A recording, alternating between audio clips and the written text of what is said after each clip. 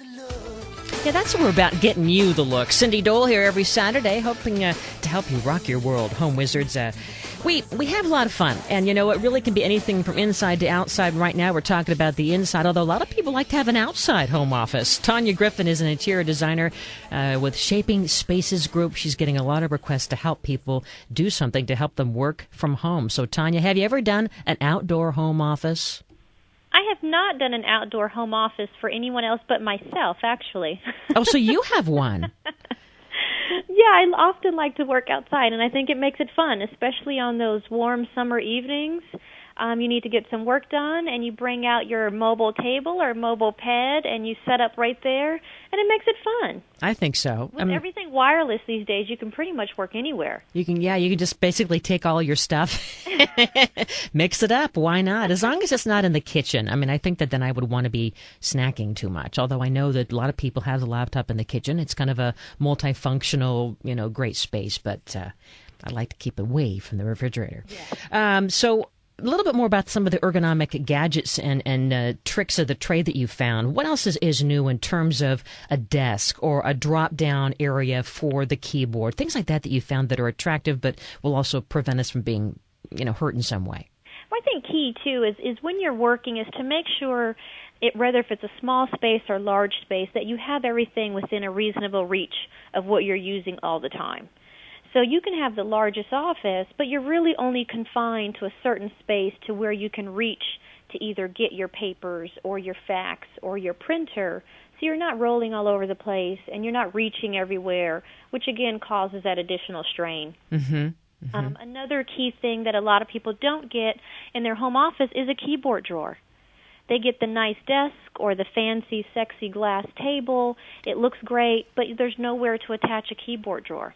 And I think that's very important, is to make sure that you're able to have that articulating drawer or keyboard so you can adjust the height of it or the pitch or the pivot depending on, your height or body type versus your typical set it on top of the desk and you're done. Yeah, that's the worst. And you can make it on your own. I mean, we basically had some extra wood from one of the shelf pieces that we didn't need, and that now matches my desk, and you get a couple of brackets, and it just kind of slides in and slides out, and boy, it's so comfortable because your elbows are literally at your waist.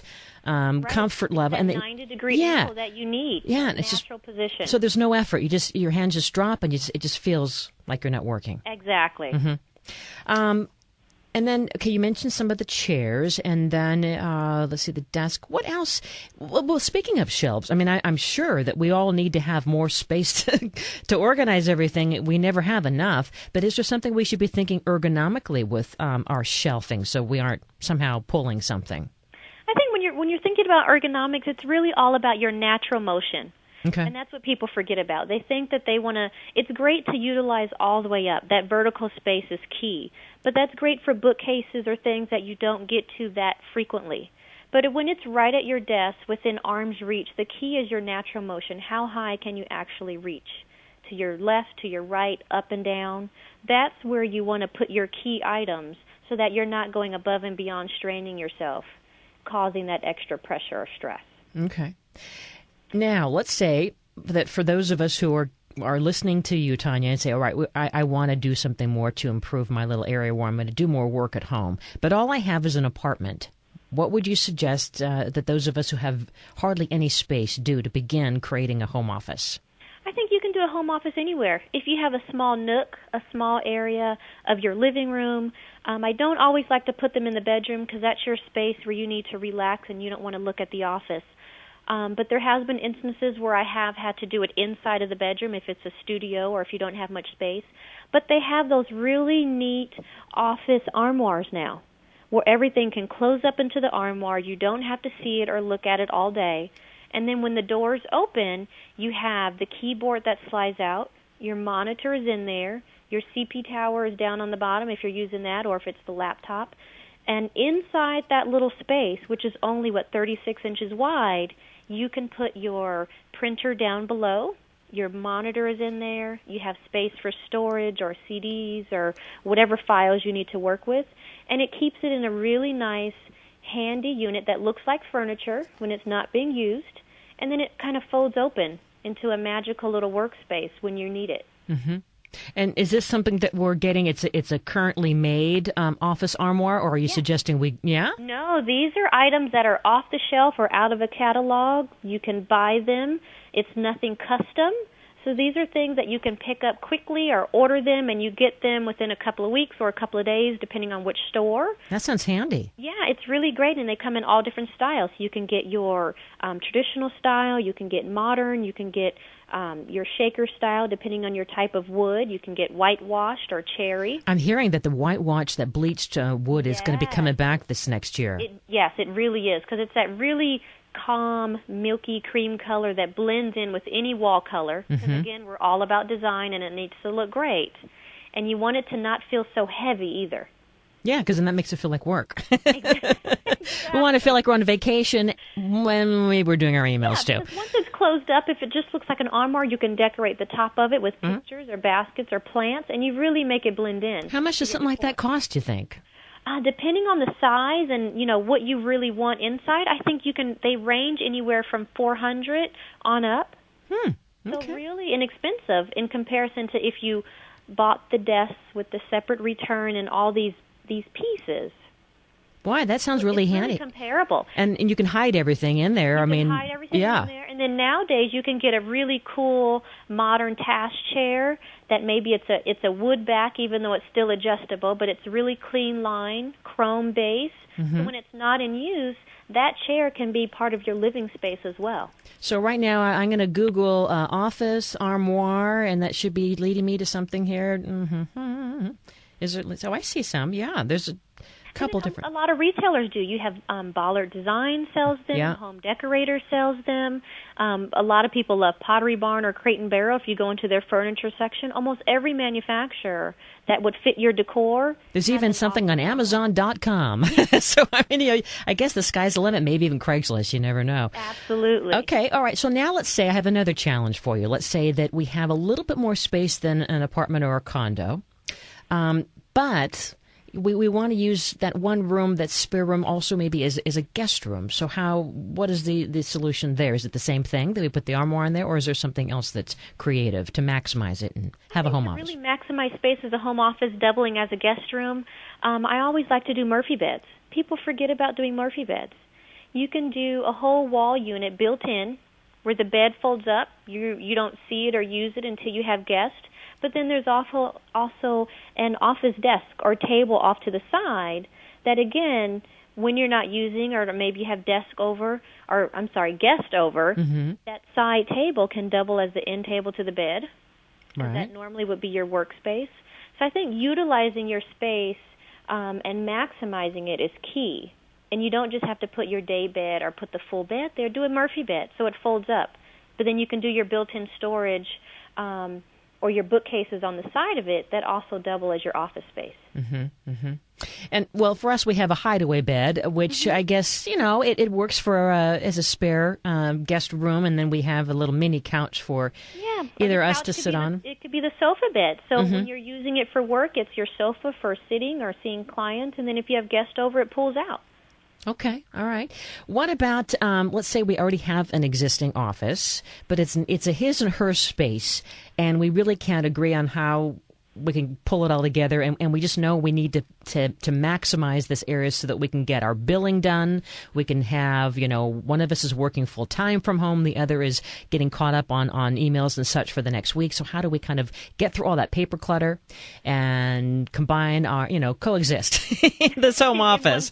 Yes. I'm sure you get that from time to time. You'll be happy come dinner time. Of course. I think key for when you're doing unisex offices or shared office space, one is really getting your organization down. If you have two different tasks, they have those really great decorative boxes or baskets that you can utilize. Put your bills in there, organize and sort them so everything is in one space. So you're not having to say who touched this or who did that, and you put that on your bookcases. In terms of desk space, if your room is big enough to have two separate desks, that's awesome. Most people don't. So what I like to do, too, is if you take one wall and if you do maybe an 8-foot counter, you really only need about 4 feet in terms of desking space for your computer. So you can divide that one counter into two separate workspaces. put a bookcase in between you guys, so you have your storage space, you can organize, and you have 2 workstations. Really effectively, you can get prefab granite tops, a couple of $100, prefab laminate tops, whatever you want to do for your decor. Mount that on the wall with an L bracket, and here you have an 8-foot counter if you have a typical bedroom size, and you have 2 different workspaces. Ooh, now that sounds really lush. I like that. Yeah, and nowadays you can get so many great decorative items prefab, so you're not having to get anything custom, and you're just mounting it to the wall, and there you go. Well, and that makes you think about the whole look and vibe of your home office. Yeah. I mean, we should need to be thinking about the function, right? How often we're going to be working from there, but also what turns us on, right? What's going to creatively speak to us so that we can focus and be our best mentally. We want to write that great novel. We're going to, get things done. Right, and I think that's with any part of your home. You look at how it's going to function, how do you want to feel in the space, and then it goes back to, I think, the psychology of color. Color is so important in terms of what makes you feel energized, what makes you feel happy, what makes you feel calm. And then those are the type of colors that you want to draw from and put into your office. No one wants to have that same Swiss coffee white office that you've had forever when you go into your corporate America. So now that you're home, put the nice yellow on the walls or the sage green or the cool blues. If that's what's going to make you feel great in that space and be productive, hey, let's do it. And I think it makes it fun. Yeah. And in terms of the filing and staying organized, and you mentioned baskets and that sort of thing, are you getting a sense that we're getting closer to being a paperless office with all that we're doing on our computer, or not yet? We still need to be able to have, the hanging files or some method for the paper. I think they're definitely cutting down. That's for sure. I've seen a lot of offices going paperless. And I think it really depends on what your tasks are and what your, profession is. Some professions you just have to have paper. Yeah. And in some professions you can slowly go towards electronics, or what a lot of people are doing is they may have your really sensitive documents. You have to have hard copies. But then a lot of them, they're scanning them in. They're not printing as many emails because you have those really large hard drives now that can hold all of that. You don't need to print right away. So we're definitely cutting back. But we're not 100% there yet. Okay. Is it possible to get help from someone like you to give us a kind of a jump start, or where do we begin? Absolutely. Yeah. And I think with me, a lot of people call and they're just like at their wits' end. They don't know where to begin, kind of like home organization. Where do I start? Where do I go? They just see a room of clutter. And then what I do is I come in and I just help them sort through and prioritize what's important, what are the functions of the office, and then how do we achieve that to get more space, more function, and then also you want it to last. You want to make sure that whatever you're getting for your office, go ahead and invest the money. Get the good task chair. Get a durable desk and filing system that's going to last you, so you're not having to replace these things.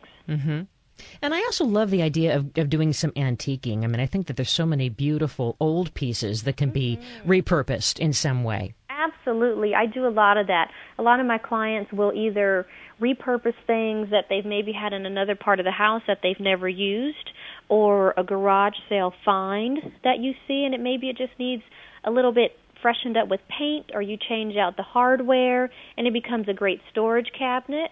It becomes a printer stand.